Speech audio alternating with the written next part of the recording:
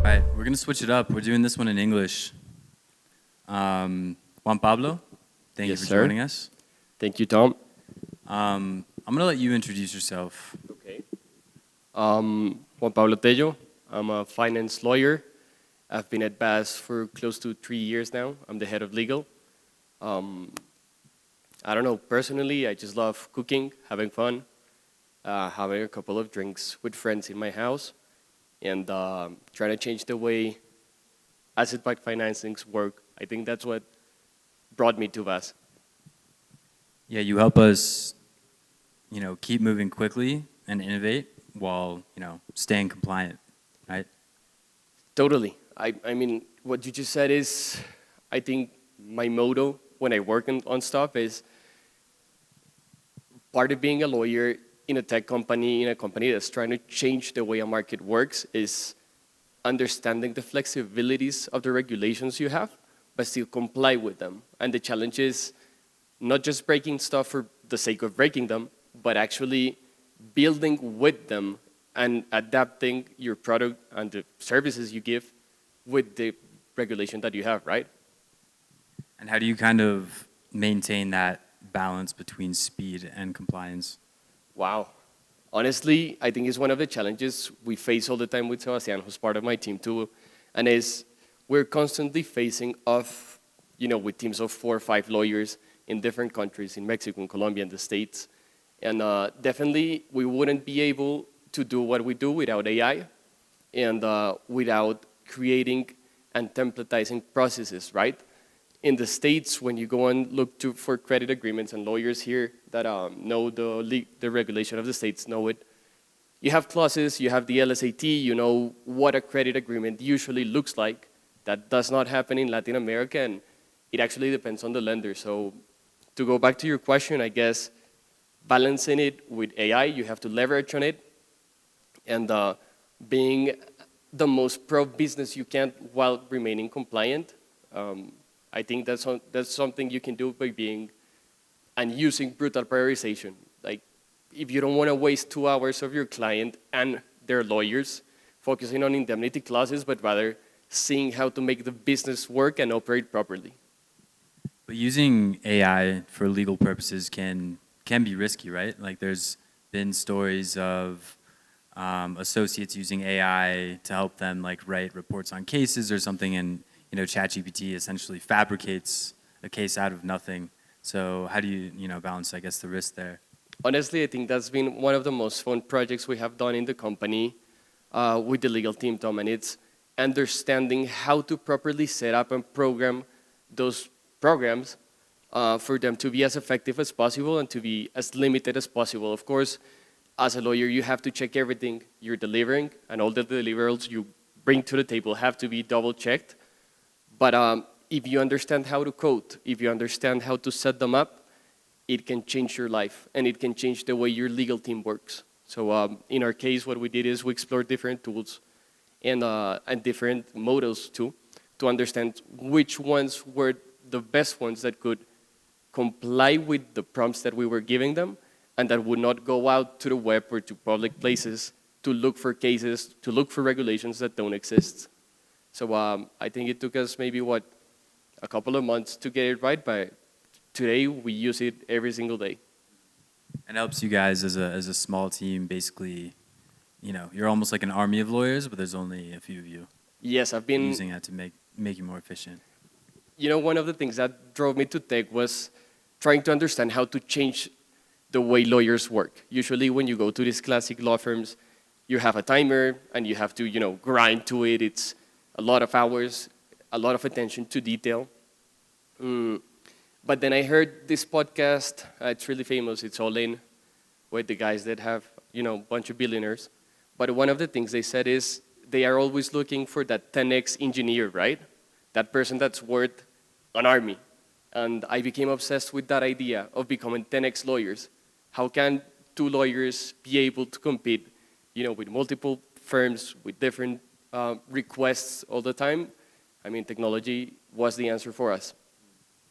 If you didn't go into law, what would you be doing now? Wow, I think that's a difficult question, but I have 2 answers for that. The first one is either I would have been in the military in Colombia, and the second one, probably a chef. I know it's two different things, right? Yeah.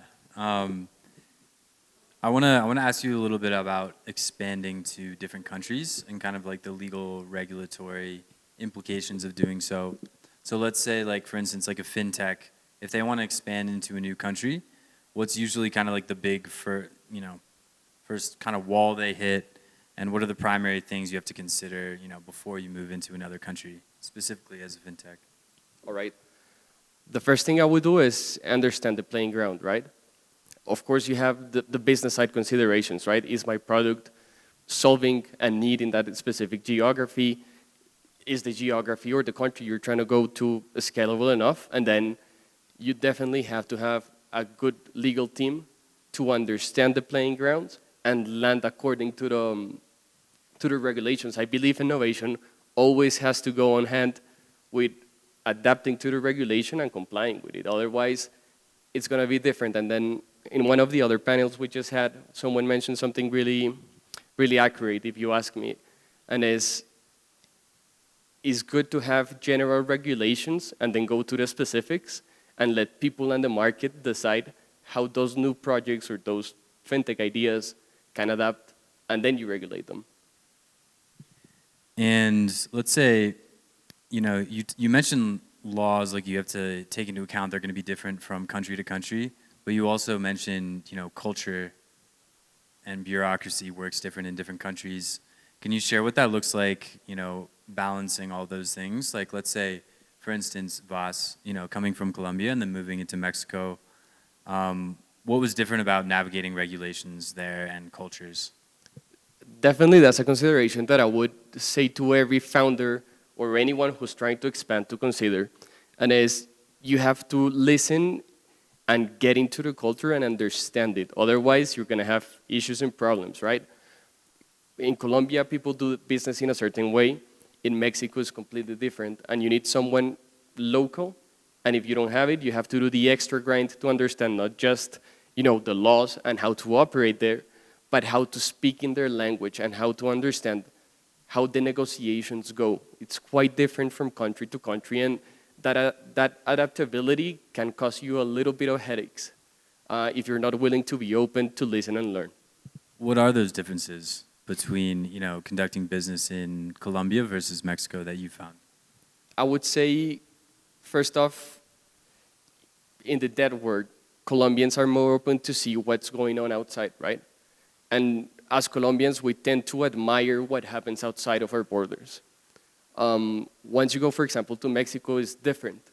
You have to understand that they have a certain way of doing stuff, and then they don't follow the same rules of negotiation, of political, let's call it, or corporate etiquette, and you have to adapt to it. It's a really vertical society.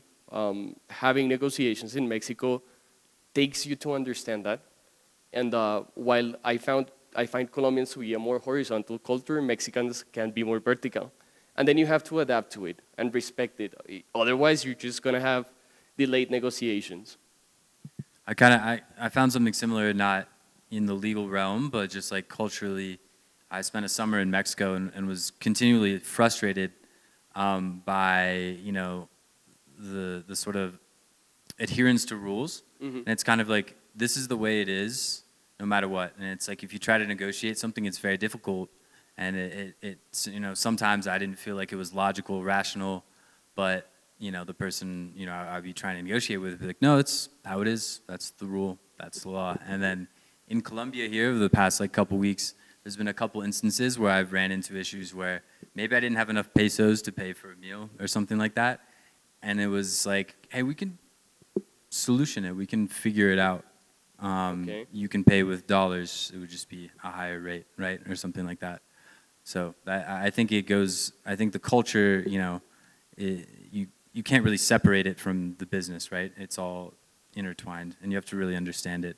Completely. And something I have found is in Mexico, you need a lot of trust. And to build trust in their country takes a lot of time and effort. And you cannot expect people to go the extra mile for you if they don't trust you, if they have not done business with you, if they don't find that you are a worth it counterparty. Otherwise, you're just someone that comes from outside that is maybe judging them without really knowing the culture. But we have definitely faced something similar there. And the only way around it, I think, is working with them, understanding, and working on cultivating those relationships that help you get to the people that would tell you, you know what, yes, the rule might say this, but we can do it this way. And then once you build that trust, then I think things go smoother. Yeah, so like coming in as like an outsider, like at first it's probably difficult, but then you have to work to build a relationship and get them to trust and respect you, right? I like to think that once you're in, you're in.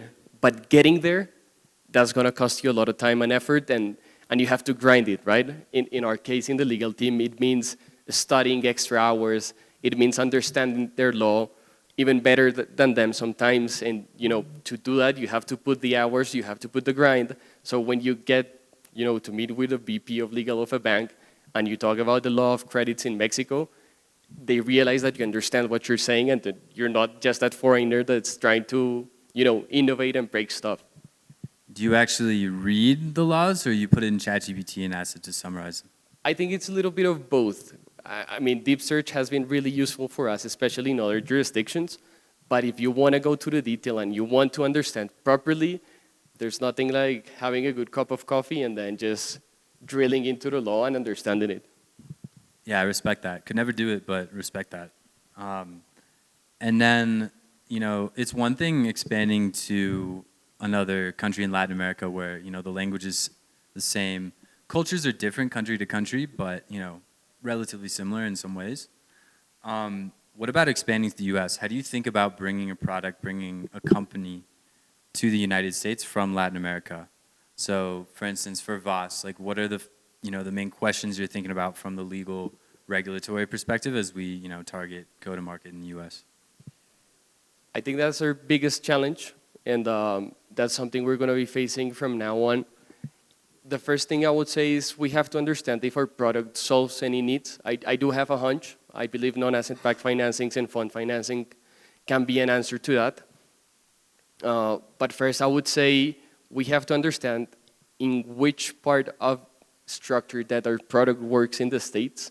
Then we can go and see regulation to understand how we adapt to it. Is what I tell you. I think it's not worth to go and understand the whole securitization regulation in the States if we don't even know which part of our product is going to work. But yeah, I'm excited about it. Honestly, is the biggest challenge, and I believe the following year is going to be a huge work and a huge heavy lifting, especially with you and the legal team, to understand how to adapt to it and to run it properly. So you think then, like, putting your feet on the ground first and actually testing the market and understanding what you're actually going after is important before doing like a legal regulatory scan? I think in our case it is, because we are not sure which part of our product is going to adapt to the market, right? So I mean, if I was a fintech company that did lending or something of the as such, I mean, you could do it. You have the product, you have to you just go and tip it. In our case, I think we have to explore a lot and to understand how to satisfy if there are needs to be satisfied there. For example, we were discussing about verification in the States, and it's a legal culture that runs a lot on trust, right?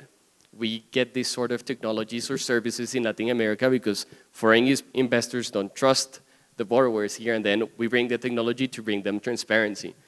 But it would be really interesting to see how that adapts to the States and how it is not an issue about I don't trust you, but if I'm able to be and have access to transparent information, why not? I want to go back a little bit to your transition from, pure law, being a lawyer, to tech, and like what kind of like spurred that interest, and then what's kind of been the most exciting things about it?